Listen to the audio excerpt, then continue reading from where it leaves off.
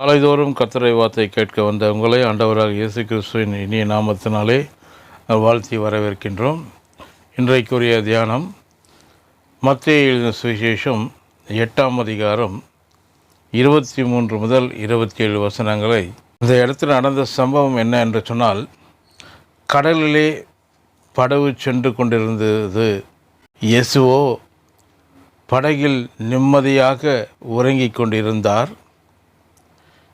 அப்பொழுது புயல் அடித்தது, காற்று சீறியது, கடல் கொந்தளித்தது. உடனே சீஷர்கள் உறங்கிக் கொண்டு இருந்த இயேசுவை பார்த்து பயந்து போய் எழுப்பினார்கள். ஆழ்ந்த நித்திரையில் இருந்த இயேசு சீஷர்கள் எழுப்பிய உடனே கொந்தளிக்கும் கடலை பார்த்து, இறையாதே, அமைதலாயிரு என்று சொன்னார். உடனே கொந்தளிக்கும் கடல் அமைதலாயிற்று. மறுபக்கம் பின்பு தம் சீஷர்களை பார்த்து என்ன சொன்னார்? ஏன் இப்படி பயப்பட்டீர்கள்? அற்ப விசுவாசிகளே, ஏன் உங்களுக்கு விசுவாசம் இல்லாமல் போயிற்று என்று சொன்னார். இதற்கு என்ன அர்த்தம்? நீங்களே காற்றையும் கடலையும் அதட்டி அதை அமைதிப்படுத்தியிருக்கலாமே என்பதுதான் அதன் அர்த்தம். மிக பெரியவர் உங்களுடன் கூட படகில் இருக்கிறார் என்பதை நீங்கள் அறிந்து கொள்ளவில்லையே.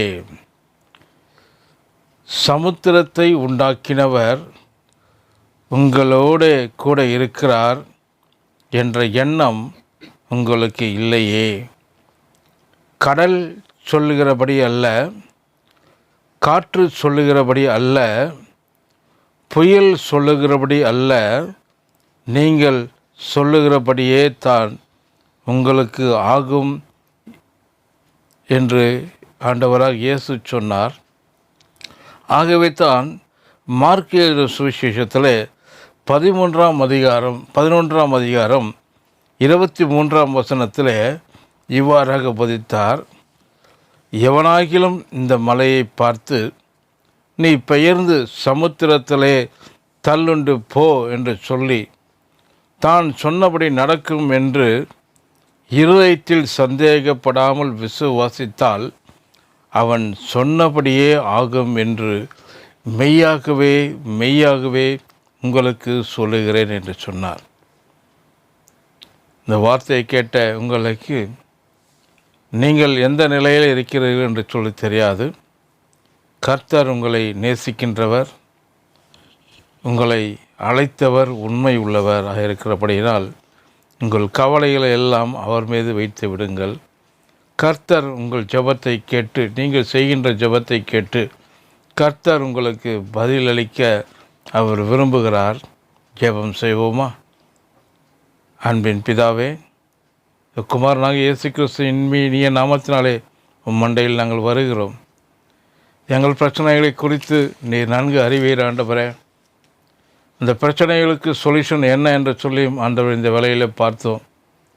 அவர் சொன்னார், ஆண்டவரை கடலை பார்த்து என்ன சொன்னார்? இறையாதே என்று சொன்னார், அமைதலார் என்று சொன்னார்.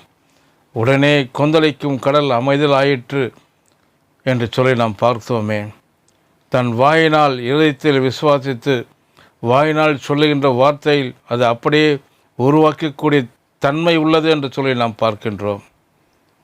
அப்பா, இந்த வேலையில் என்ற ஜெபிக்கின்ற மக்களுக்கு நீர் உதவி செய்து அருள்வீராக. ஆமேன், ஆமேன்.